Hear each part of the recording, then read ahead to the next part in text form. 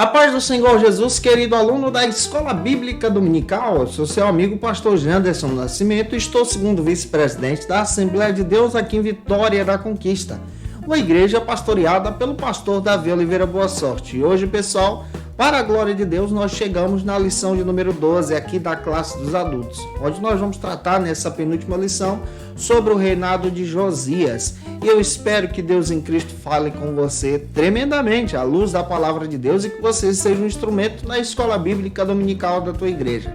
Já te avisando que estamos nos preparando já para o nosso quarto trimestre. Já tem lição disponível para você aqui no canal, é só você acessar, assistir e ficar à vontade.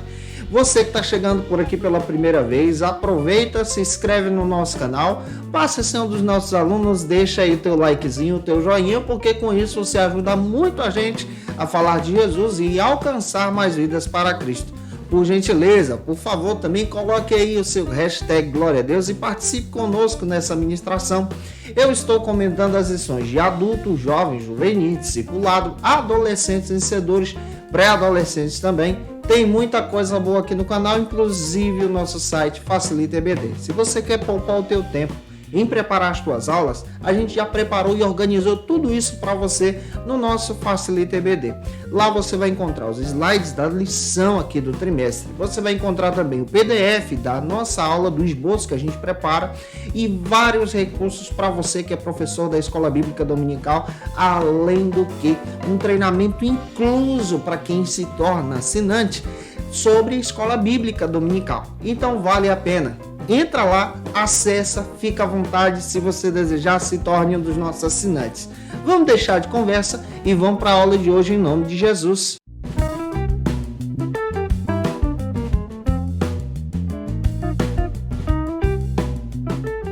Hoje nós chegamos na lição de número 12. Essa lição vai cair bem no Dia Nacional da Escola Bíblica Dominical. Vale a pena você lembrar isso. O tema da lição é o reinado de Josias, onde nós vamos estar estudando o perfil desse rei, entendendo a proposta do autor da lição, mas para iniciar bem você precisa apresentar algumas bases bíblicas. Apresente aí o textuário da lição, que está em 2 Reis, capítulo 22, versículo 8, assim como a verdade prática. Faça a leitura da verdade prática com os teus alunos em sala de aula.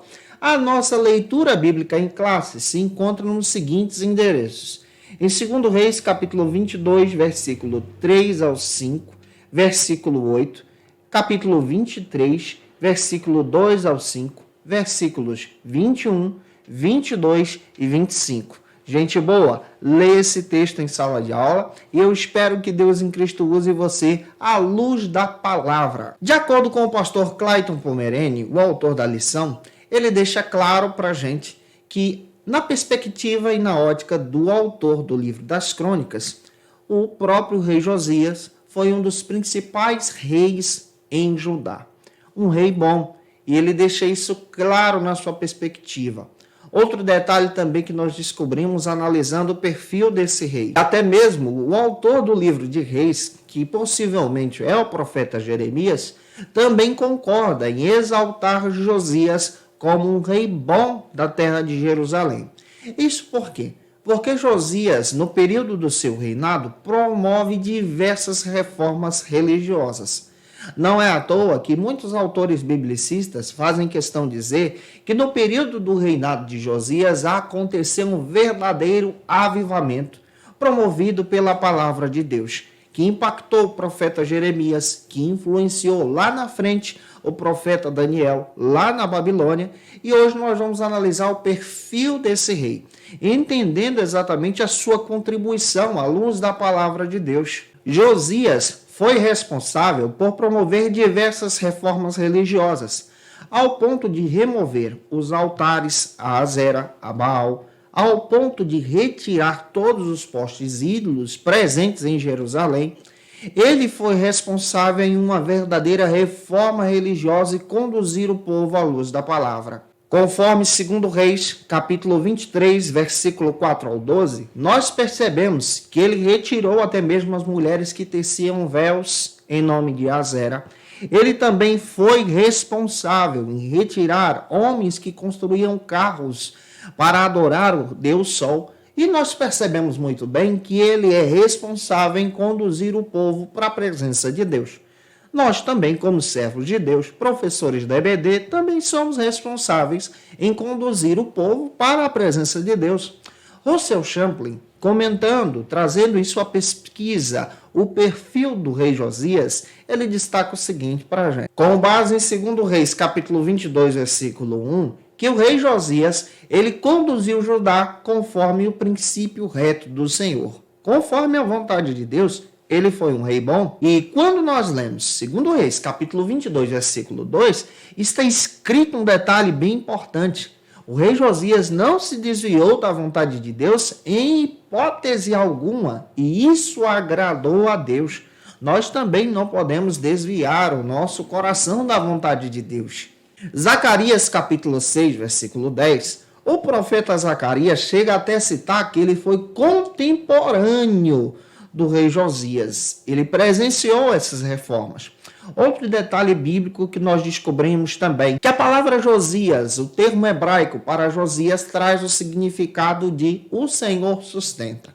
Aqui nós já temos uma ideia que era o Senhor que sustentava Josias. E o mesmo Deus que sustenta Josias também sustenta você, sustenta teu aluno, sustenta a tua igreja, teu ministério, tua família. O Senhor continua nos sustentando todos os dias. Ele reinou entre o período de 640 a 609 a.C. Isso está baseado em 2 Reis, capítulo 22, capítulo 23, em 2 Crônicas, capítulo 34 e capítulo 35. Nesses capítulos nós vamos encontrar o ministério e o reinado do rei Josias. Seu avô foi o perverso Manassés, que reinou durante o período histórico de Judá em 55 anos. Nós percebemos que Manassés era terrível.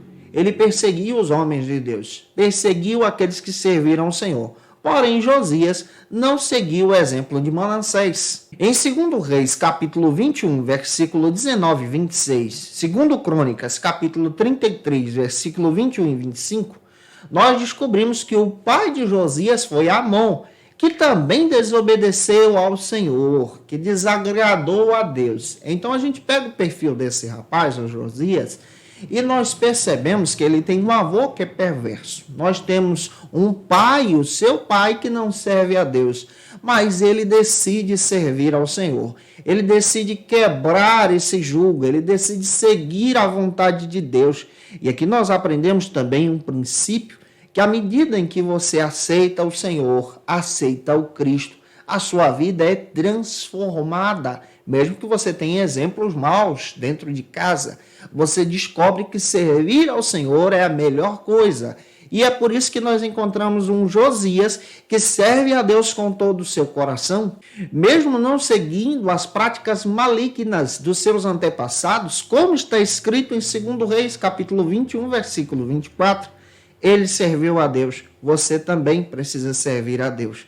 A tua velha natureza, a partir do momento que você aceita Cristo, precisa morrer, dando lugar então à nova natureza com Jesus, a nova vida com Jesus, o novo caminhar com Jesus. Outro detalhe também que nós descobrimos a respeito desse rei, que Josias concedeu a Judá um alívio sobre a pressão que Judá estava sofrendo por causa da opressão dos assírios. Ele concede esse alívio nesse período e processo internacional aqui, do levantar então da Babilônia, nesse erguer político. Ele aproveita essa brecha para poder colocar Jerusalém no eixo político internacional. Nós também descobrimos que, à luz da Bíblia, o Josias, ele restaura a moral dos judeus, porque esses judeus então passam a entender a vontade de Deus, a entender essa busca de Deus. É por isso que o seu período é marcado por diversos avivamentos. E após o colapso de Nínive, a queda de Nínive em 602 a.C., Judá então tem essa oportunidade internacional de receber esse alívio político. E quem é o rei desse período? O Josias. Ele encontra essa brecha e ele passa a promover diversas reformas. Ele se alia também a um grande rei conhecido no período bíblico aqui como Faraó Neco, ganha força para isso e por isso ele então pode retirar do meio de Jerusalém, do meio da casa de Deus, as adorações aos ídolos que eram impostas agora pelos assírios. Então nós já percebemos à luz da Bíblia que ele aproveita a oportunidade que é dada para poder levar o povo à vontade de Deus. Nós entendemos à luz desse entendimento e nós entendemos à luz da palavra que por causa dessa aliança com o Faraó Neco, Josias, anos mais tarde, em uma batalha, perde a sua vida no Megido para poder ajudar o povo de Deus. Hoje nós vamos analisar o perfil desse homem. O primeiro ponto da aula de hoje trata sobre o seguinte assunto aqui na nossa CBD. Josias repara o templo. Russell Champlin chega a dizer o seguinte a respeito da atitude de Josias, do coração de Josias em se preocupar com as coisas sagradas, que sem dúvida nenhuma o governo de Josias foi marcado pela presença de Deus. Foi marcado também pela reforma religiosa.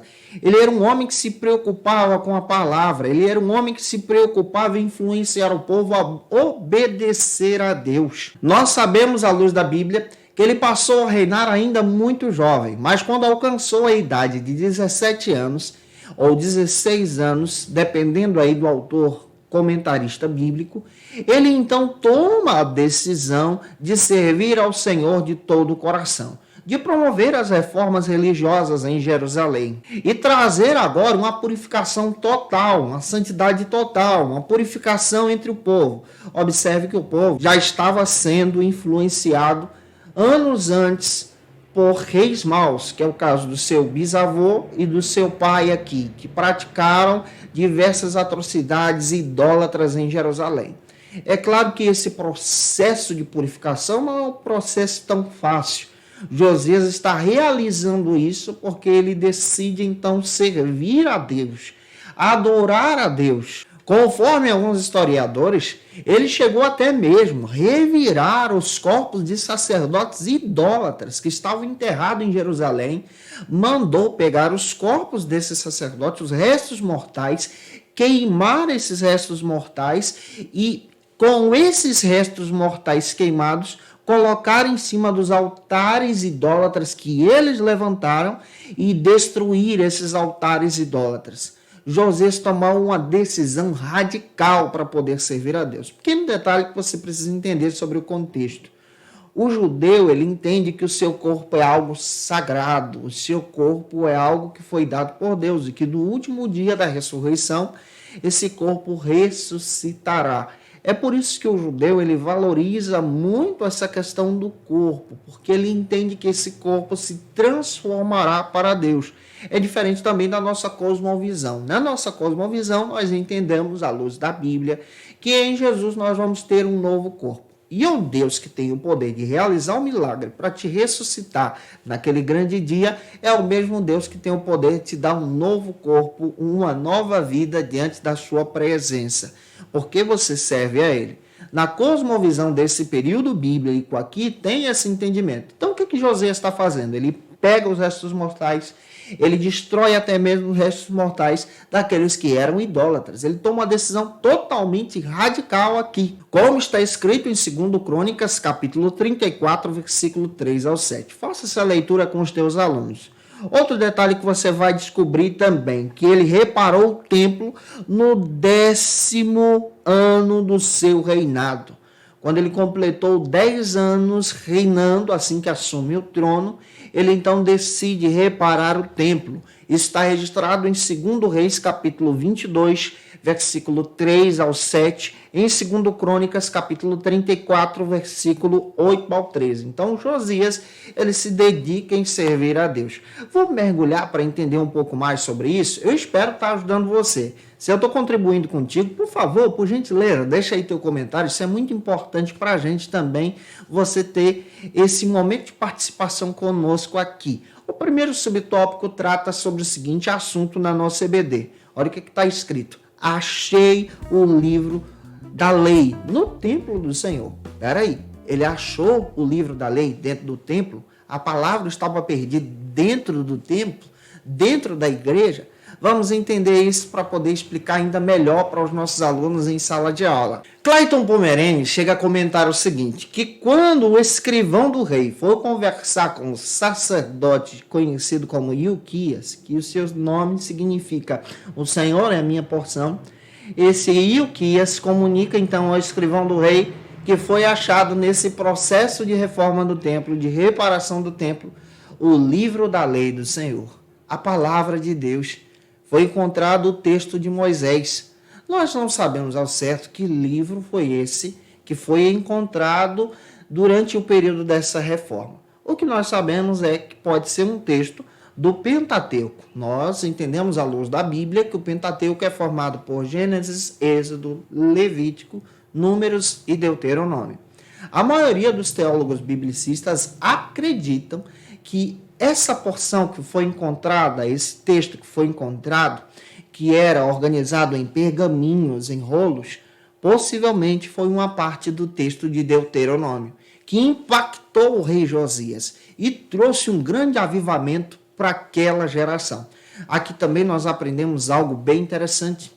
Quando nós deixamos de cuidar das coisas do Senhor, do templo de Deus, a palavra fica perdida.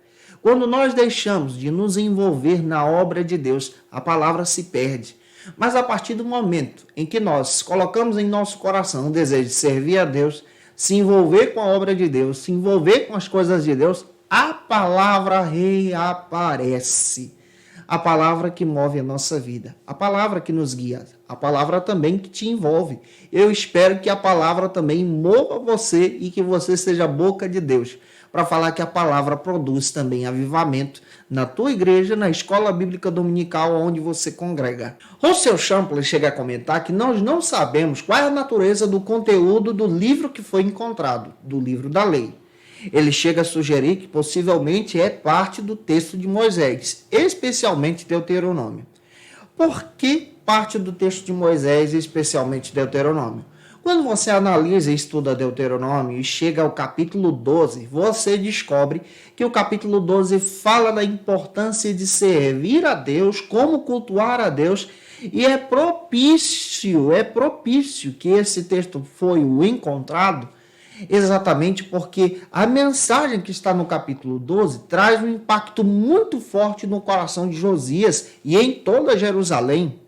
Josias fica tão impactado, tão movido pela palavra de Deus, que ele procura agora consertar a sua vida. Ele tem boa vontade de servir a Deus. Tem muita gente que tem boa vontade de servir a Deus, mas precisa saber como servir a Deus, como adorar a Deus, como buscar a Deus. Josias estava precisando ser guiado pela palavra.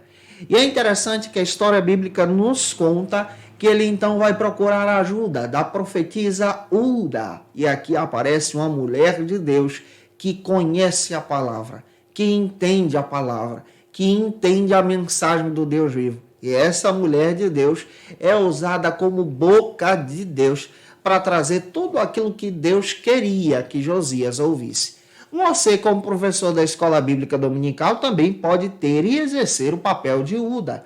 Como é que você exerce o papel de Hulda? Quando o teu aluno chega com uma passagem bíblica que ele não entendeu, que ele não compreendeu, que ele está curioso em saber, e você, à luz da palavra, traz toda a explicação para o aluno. E ele sai dali entendendo aquela mensagem e aplica no seu coração. Você também pode ser boca de Deus, querido pastor, quando você chega para um novo convertido e ensina ele a servir a Deus pela palavra. É isso que Hulda aponta aqui. E como é lindo entender essas aplicações e colocá-las em prática em nossa vida também.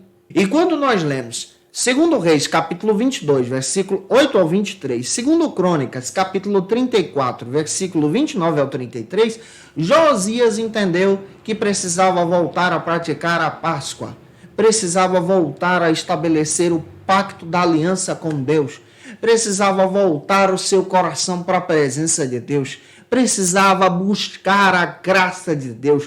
Gente, a palavra move o nosso coração. ela move você, ela move a minha alma, ela move a gente para a presença de Deus. Josias foi impactado pela palavra. Você, alguma vez na vida, já foi impactado pela palavra? Se foi, comenta aí, porque é importante a gente saber disso. Quando nós somos impactados pela palavra, o nosso coração se estremece. Quando nós somos impactados pela palavra de Deus, sentimos a presença de Deus. Eu acredito que Josias foi impactado também pela palavra de Deus. O que a palavra de Deus faz em nossos corações? O que a palavra de Deus promove no coração de alguém que é impactado? Primeiro, a palavra de Deus, ela aperfeiçoa. Como está escrito em 2 Timóteo capítulo 3, versículo 16 e 17. Quando você é impactado pela palavra, tem aperfeiçoamento do céu para você. Quando você também é impactado pela palavra, você descobre que a palavra te limpa de dentro para fora, de fora para dentro, de dentro para fora, como está escrito em João capítulo 15, versículo 3. Quando você é impactado pela palavra de Deus, a palavra de Deus, ela te liberta, como está escrito em João 8:32. Ela traz a libertação pela verdade, pela mensagem. Quando você é impactado pela palavra de Deus, você também passa a discernir algo espiritual, porque ela discerne também o teu coração, os propósitos da tua alma, como está escrito em Hebreus 4:12. Nós precisamos entender que a palavra de Deus ainda provoca impacto. O rei Josias foi impactado pela palavra de Deus e eu acredito piamente que Deus pode usar você para impactar vidas, não pelas tuas palavras, não por aquilo que você pensa do texto, não por aquilo que você imagina que o texto quer dizer, mas você pode ser um instrumento de Deus a expor a palavra, a explicar a palavra, a descrever a palavra. A nossa geração está precisando de profetas de Deus, com o ministério de Uda, que expõe a mensagem, que prega a mensagem, que fala a mensagem, que fala de Deus e traz libertação para aquele que precisa ouvir. Que Deus te use. Avançando, se Deus está falando com você, deixa aí o likezinho, é importante para a gente. Vamos então, dando glória a Deus e comentando ainda mais para o nosso segundo subtópico do primeiro ponto, que trata sobre o seguinte assunto aqui na nossa escola bíblica dominical. O rei rasgou as suas vestes. Josias foi impactado pela palavra de Deus ao ponto de rasgar as suas vestes. Deus estremeceu o coração daquele rapaz pela palavra. Clayton Pomerene chega a dizer o seguinte, comentando a respeito do rei Josias, que o escrivão Safã, ao receber imediatamente o livro de Ilquias em sua mão, o livro que era a porção da palavra que foi achada no templo, correu imediatamente para poder aprendê-lo, para lê-lo, para entendê-lo. Nós não sabemos qual é o conteúdo. Há uma sugestão do capítulo 12 aqui de Deuteronômio por diversos autores biblicistas. Mas nós entendemos, à luz da palavra, que quando aquele rapaz foi tocado pela Bíblia, foi tocado pela mensagem, pela lei, especialmente pela lei, aquele rapaz foi queimado por dentro. Ele sentiu a graça de Deus, sentiu a presença de Deus. É isso que a palavra de Deus provoca em nós. Ela nos queima por dentro. Ela incendeia a nossa alma quando nós damos lugar e ouvidos para obedecer à voz de Deus. E isso acabou influenciando com certeza ainda mais a devoção do rei Josias. Ele já estava promovendo diversas reformas em Jerusalém. Josias, ele foi cheio da palavra de Deus. Oh, glória! Eu acredito que a palavra de Deus nos renova. John MacArthur, comentando a respeito da importância da palavra e também desse impacto em nós, ele destaca o seguinte, que como homens de Deus, nós também precisamos entender que um dia nós vamos prestar conta de todas as nossas ações para com Deus, como está escrito em Tiago, capítulo 1, 22 ao 27. Josias estava diante de uma responsabilidade, restaurar o templo, e ele é impactado, e ele entende que um dia ele vai prestar contas a Deus também.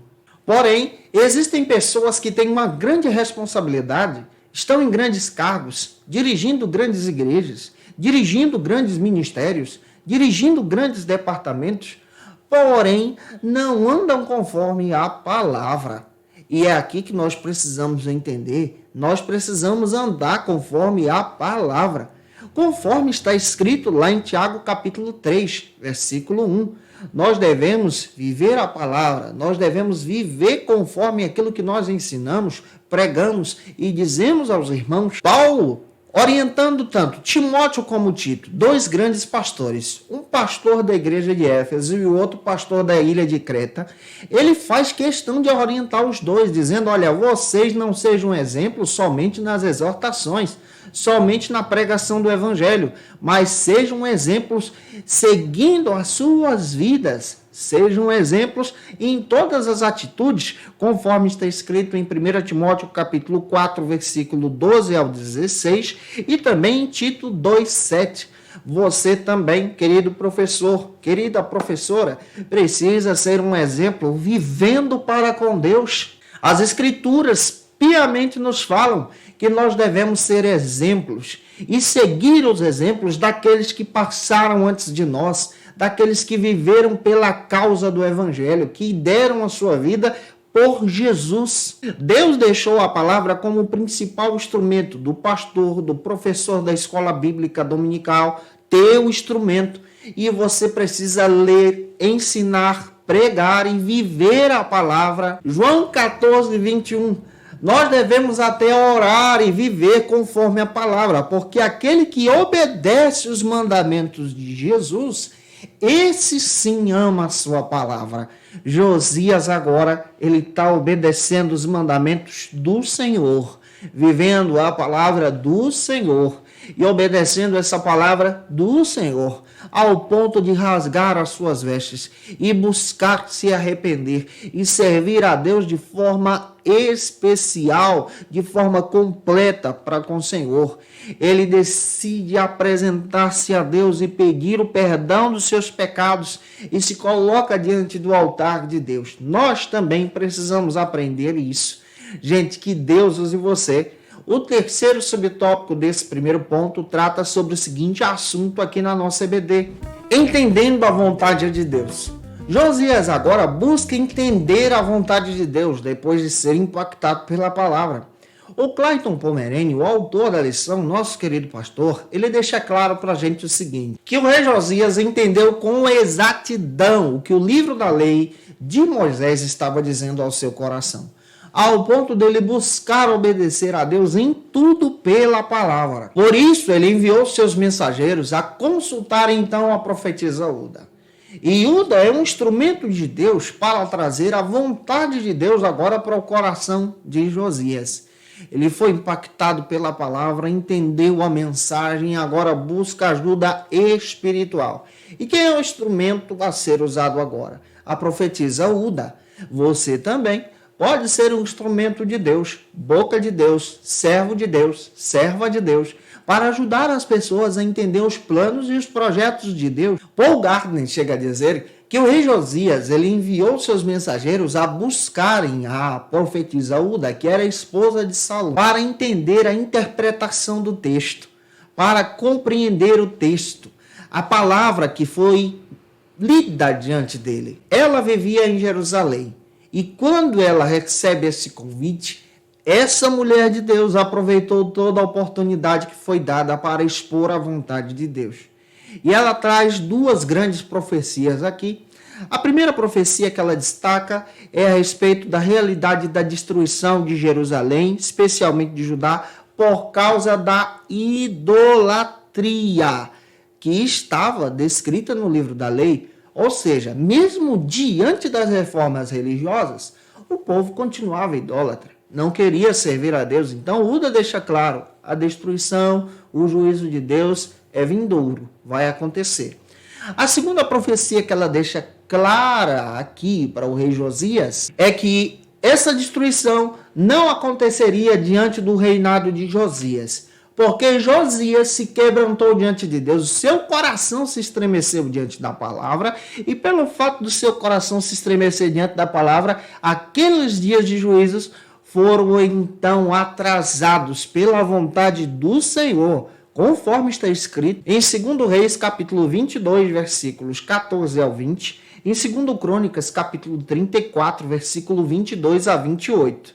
John MacArthur chega a dizer o seguinte, que o meio prescrito por Deus para expor a salvação, para expor a libertação, é a pregação, é pela palavra, é pelo ensino. A proclamação da fé é produzida agora no coração daquele que ouve a palavra de Deus, conforme está escrito em Romanos, capítulo 10, versículo 14. Pela pregação, pelo ensino da palavra, pela exposição e explicação da Bíblia, as pessoas agora têm o conhecimento da verdade, conforme está escrito em João 17, 17, assim como Romanos 16, 25. A pregação e a exposição da palavra, como Uda fez, encoraja as pessoas, encoraja os crentes em uma aplicação mais prática a viver para Deus de forma piedosa, entendendo exatamente a esperança da vontade do Senhor e até mesmo a suportar o sofrimento, conforme está escrito em Atos 14, 21 e 22. A exposição e a pregação da palavra que impactou Josias e Uda agora explica, é um instrumento poderoso para o professor da escola bíblica, que é boca de Deus. Eita glória! Gente boa, deixa Deus te usar. Explica a Bíblia com o coração. Coloca o teu coração se dedicando ao estudo da palavra. Tem gente na tua igreja que precisa entender o projeto de Deus e a salvação, explicando até mesmo um versículo. Uda foi um instrumento de Deus e ela trouxe o movimento de Deus para o coração de Josias. Você também pode ser usado assim. Eu espero que Deus te use. Glória a Deus por isso. O segundo ponto da nossa aula de hoje trata sobre o seguinte assunto aqui na nossa CBD. A renovação do pacto com o Senhor. Vamos entender o que significa pacto, que vem do termo aliança e vem da palavra berit. Conforme Walter A. Short, a palavra berit traz essa ideia de pacto. Pacto também pode ser traduzido por aliança, relacionamento com Deus.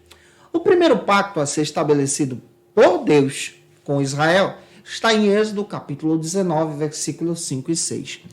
Quando Israel ainda estava peregrinando no deserto, Deus de todas as nações escolheu aquele povo escravo perdido para ser o seu povo. Assim também como escolheu você, que estava perdido no pecado, era escravo do inimigo, mas ele te chamou e fez uma aliança contigo. A aliança, ela é uma autorrevelação de Deus. É um movimento de Deus para conosco. É graça de Deus para com as nossas vidas. Nós não merecemos a aliança. O pacto é um movimento de Deus para com a nossa vida. Deus que estabelece a sua aliança. Deus que estabelece o seu pacto. A aliança e o pacto não pode ser visto como uma doutrina bíblica, mas é um movimento de Deus de uma forma especial em se relacionar com alguém. Esse Deus que se relaciona. E aqui nós encontramos o Josias interessado no pacto, interessado na aliança, interessado em buscar esse movimento de Deus para a sua vida, para Jerusalém. E ele coloca todas as suas forças sem reservas para com esse pacto. Nós temos um pacto agora. O nosso pacto foi estabelecido no Calvário com Jesus. O pacto do Calvário, a aliança do Calvário. Jesus estabeleceu agora a nova aliança que nós podemos ter acesso a ela mediante a fé para a salvação em Jesus, em crer no Cristo. Eu espero estar te ajudando. O primeiro subtópico trata sobre o seguinte assunto aqui na nossa CBD. A leitura do livro diante do povo. A leitura da palavra diante do povo em Jerusalém. Clayton Pomerene, o autor da lição, ele deixa claro para a gente que ao expor a palavra, essa leitura, essa passagem que foi encontrada diante de Israel, Josias aproveita a oportunidade para apresentar o texto, a palavra, a Bíblia da sua época. Nós temos o texto, irmãos. Nós temos a palavra. E o que provoca avivamento na igreja é, irmãos, a vontade de Deus pela palavra. É a exposição da Escritura. É a leitura da palavra. A palavra por si só fala ao nosso coração. Ela movimenta a nossa alma. Ao ser impactado pela palavra, Josias leva aquela mensagem para o povo também. Ele é um promotor de avivamento. John Stott chega a dizer o seguinte: o que é a palavra de Deus para ocupar um lugar tão importante na nossa vida como ocupou na vida de Josias? E a gente precisa destacar o seguinte, que, em primeiro lugar, que as Escrituras são letras capazes de nos tornar sábios em Deus pela salvação mediante a fé. A palavra de Deus aponta para a salvação. Ela aponta para a verdadeira salvação. E pela fé em Cristo somente nós temos essa oportunidade. Josias conheceu a palavra e agora ele está levando isso para o povo.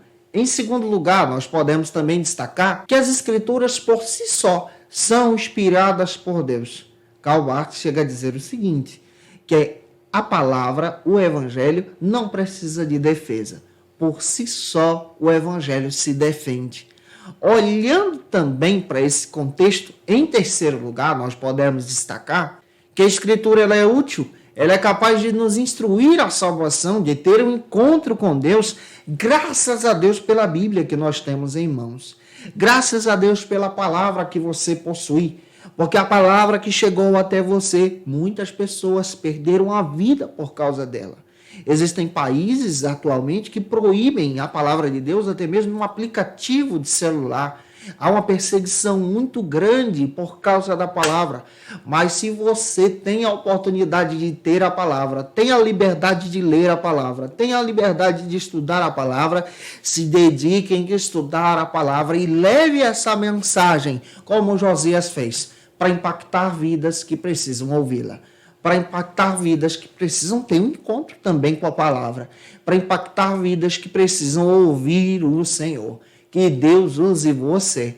O segundo subtópico do nosso segundo ponto trata sobre o seguinte assunto aqui na nossa CBD: a destruição dos ídolos. Nesse segundo subtópico, nós vamos entender também a perspectiva do pastor Clayton Pomerene. Ele destaca que a partir dos seus 16 anos, Josias colocou no seu coração servir a Deus. E quando ele tem esse encontro com a palavra, ele então tem esse encontro com a palavra e provoca essa mudança em Jerusalém. Ele retira do reino do sul toda espécie de idolatria. Ele purifica o povo por decisão em seu coração. Ele aprendeu que precisava servir a Deus e que, diante de Deus, o nosso coração não pode ser um coração enganado por outros ídolos. Não pode estar envolvido com a idolatria. Cristo tem que ser o centro da sua vida. Quem tem que guiar você é Jesus. Jesus precisa ser o principal personagem, dono da tua alma. E Josias entende que o Senhor é o dono da sua alma. E por isso ele traz a purificação em Jerusalém. John Stott chega a dizer que quando nós temos o impacto pela palavra, a nossa submissão ao senhorio de Cristo, as Escrituras, a mensagem de Deus, ela acontece de uma forma imediata. Porque isso também é resultado de um discipulado maduro. Quando nós passamos por um discipulado maduro, nós então encontramos a libertação. Nós então encontramos a verdade, então encontramos o caminho. Em particular, quando nós passamos por um discipulado maduro, entendemos agora o sentido da verdadeira adoração, que não pode ser levada a ídolos, mas deve ser direcionada a Deus.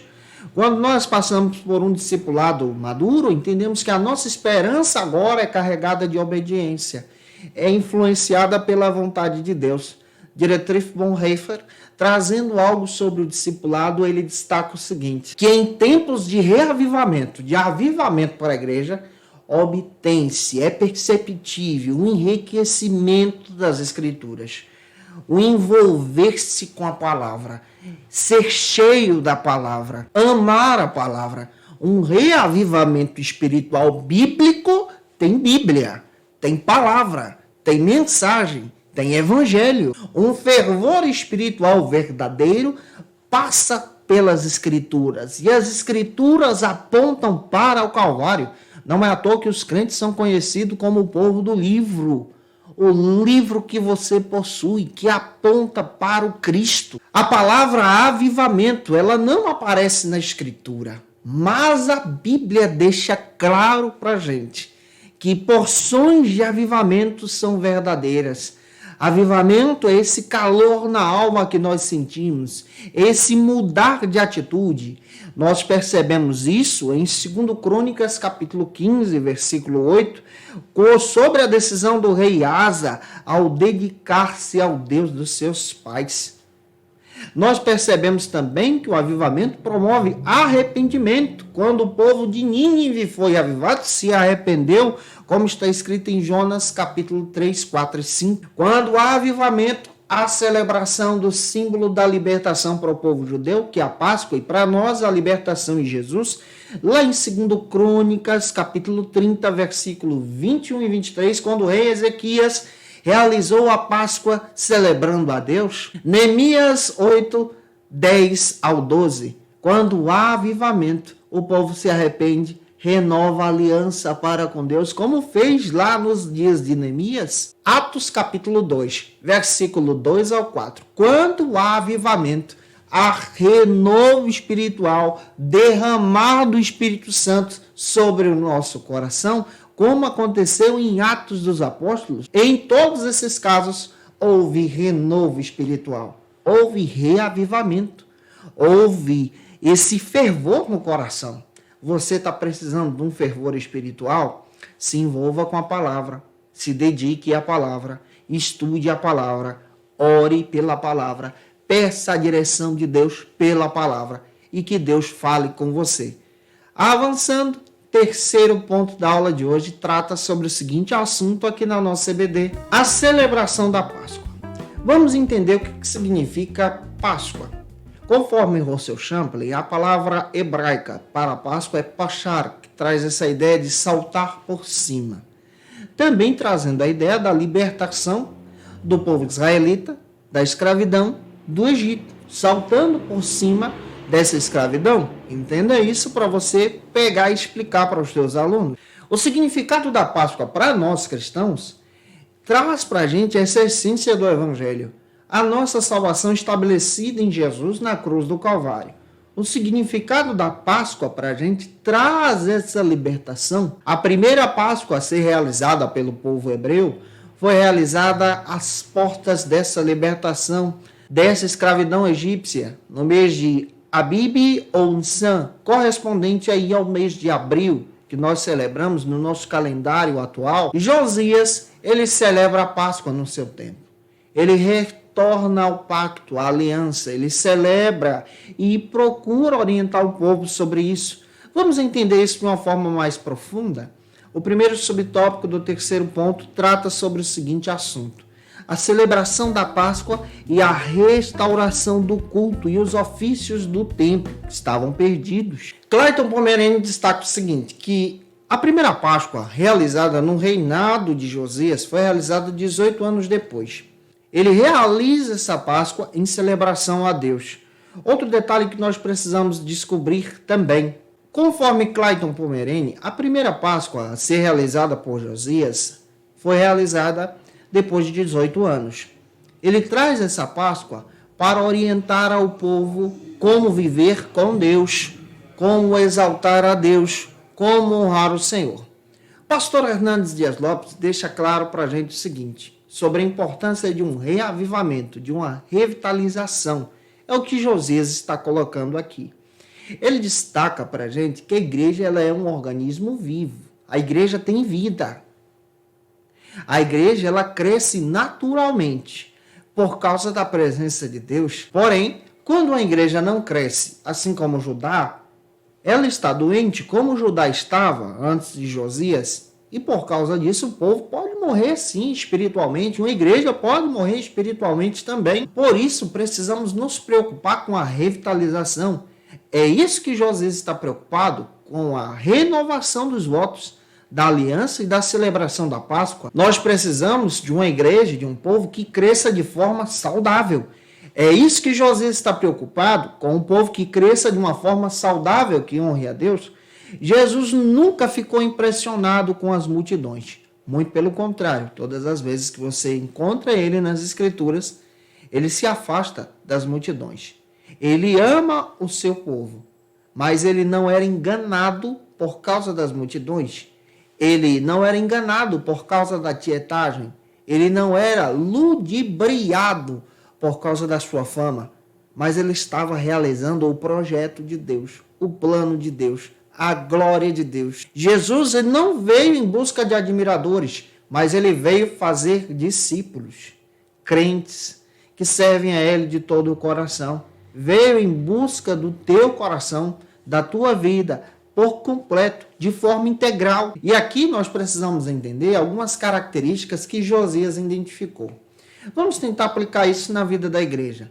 Quando a igreja precisa ser revitalizada, quando Jerusalém estava precisando então ser revitalizada, tem um avivamento aqui. A primeira questão que Josias percebeu, que nós também precisamos perceber, é que ela precisava ser revitalizada porque tinha perdido o foco na doutrina. A igreja também precisa ser revitalizada quando ela perde o foco da doutrina, quando não há exposição da escritura, o ensino da palavra, quando não há valorização da escola bíblica dominical, o momento de ensinar as escrituras. A igreja precisa ser revitalizada, assim como Jerusalém precisava, quando as reuniões de orações já estavam perdendo a sua força. Isso quer dizer que as pessoas não estavam mais valorizando o momento de oração, não estavam mais se envolvendo com as coisas sagradas, somente com os movimentos, somente com os festivais e com as festas. Por isso Josias se preocupa. Outro detalhe que nós destacamos aqui é que a revitalização da igreja, como a revitalização de Jerusalém, precisava acontecer quando a comunhão dos crentes, dos judeus, se tornava um fim e não um meio. A comunhão dos crentes precisa ser um meio de Deus operar, um meio de Deus trabalhar, e não um fim para Deus trabalhar. Precisa ser canal que abra passagem para Deus operar na vida das pessoas. Jerusalém precisava ser revitalizada, assim como muitas igrejas, por causa do secularismo que estava batendo a porta. A idolatria estava chegando. Muitas pessoas estão se deixando ser envolvidas pela idolatria. E quando isso acontece, é necessário termos um olhar de revitalização, de reavivamento também. Muitas igrejas estão sendo influenciadas pelo mundo e não influenciando o mundo com o evangelho. A revitalização de Jerusalém, assim como da igreja, era necessária porque muitas pessoas estavam apenas querendo ir para Jerusalém buscar as bênçãos e não o Deus das bênçãos. Tem muita gente que quer ir para a igreja somente receber as bênçãos e não ter um relacionamento com Deus que dá todas as bênçãos. E a revitalização de Jerusalém, assim como de algumas igrejas, precisava acontecer, porque eles perderam o foco da missão, o foco de ser luzeiro, farol para as outras nações. Quando a igreja deixa de plantar igrejas, evangelizar, essa igreja perdeu o foco e está precisando ser reavivada. Que Deus em Cristo use você. Que você seja um instrumento de Deus para a tua igreja, para a tua congregação, para a tua comunidade em Cristo. Vamos avançar então para o nosso último subtópico, que é o segundo, que trata sobre o seguinte assunto: a maior Páscoa da monarquia. Clayton Pomerani chega a dizer que Josias realizou uma das maiores Páscoas do seu tempo. Ele traz o foco do seu coração para aquela grande celebração. Não há muitos detalhes sobre aquela celebração, semelhante à celebração que aconteceu nos dias de Salomão. Mas o texto deixa claro para a gente que ele fez um grande evento para adorar a Deus. A Páscoa para a gente hoje é simbolizada na ceia do Senhor. Eu costumo dizer e ensinar na igreja que a ceia do Senhor é a principal festa que nós devemos comemorar. Ela vale mais do que qualquer festa de departamento, de ministério local ou de aniversário da congregação. A ceia do Senhor é um memorial que aponta para o Calvário, e nós devemos celebrar a ceia com gosto de festa, com adoração, com louvor, dando o nosso melhor para com Deus, vestindo a melhor roupa para adorar ao Senhor, porque a ceia simboliza algo especial, é em memória de Cristo. Está escrito em 1 Coríntios 11, 26, fazei isso todas as vezes que comerdes e beberes em memória de mim. E isso é muito forte para a gente.